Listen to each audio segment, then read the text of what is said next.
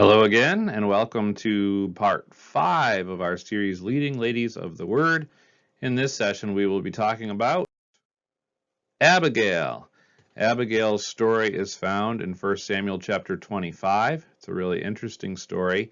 It begins with the death of Samuel, and I think this is actually really significant because Samuel was like a mentor and a spiritual advisor to David, who was yet to be officially placed as king.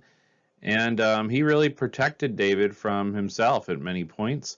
And so with his death, David's in jeopardy of falling into some sinful traps.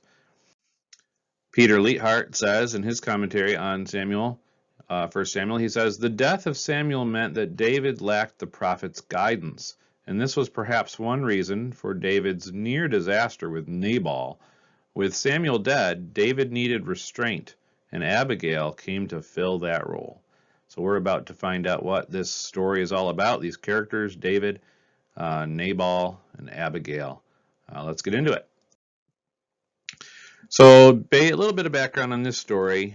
David was on the run from King Saul because King Saul wanted to kill David and had tried to kill David multiple times at this point. And so David's kind of on the run. He's a fugitive, so to speak.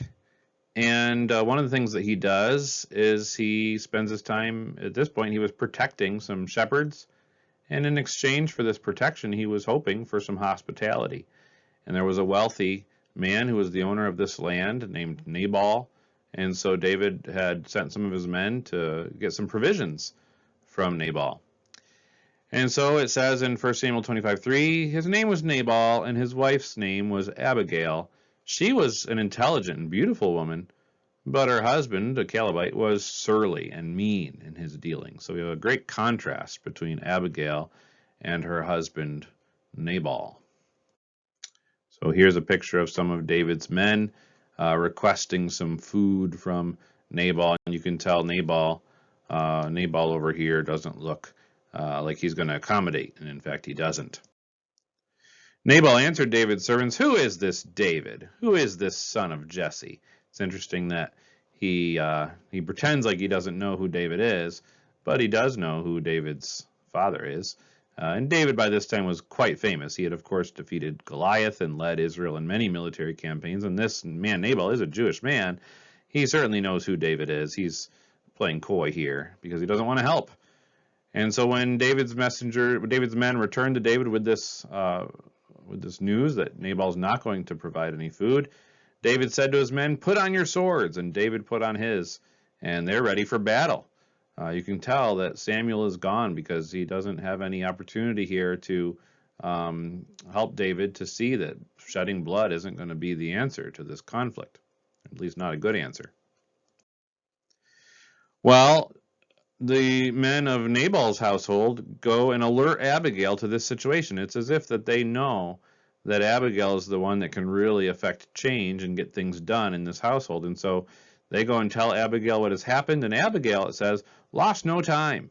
She did not tell her husband that what she was about to do, but she went to David, she fell at his feet and said, my lord, let the blame be on me alone. Pay no attention to that wicked man Nabal. He's just like his name. His name is fool.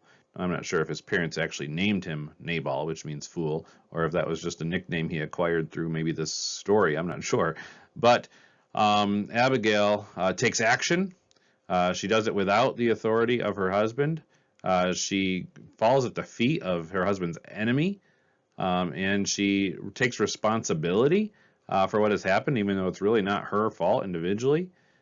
She calls out her husband as a foolish man. All of this very unconventional, of course, especially for that time. And so she's pleading with David for her husband's life and for her household. Peter Leithart says, for a single woman standing before an angry and hungry army of 400 men, this was an act of considerable courage and cunning.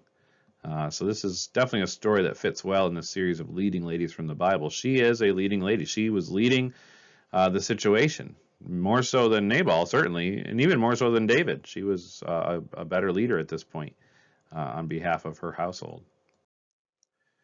Robert Bergen adds to this, Abigail's initiative and independence were certainly rare for a married woman in the ancient Near East.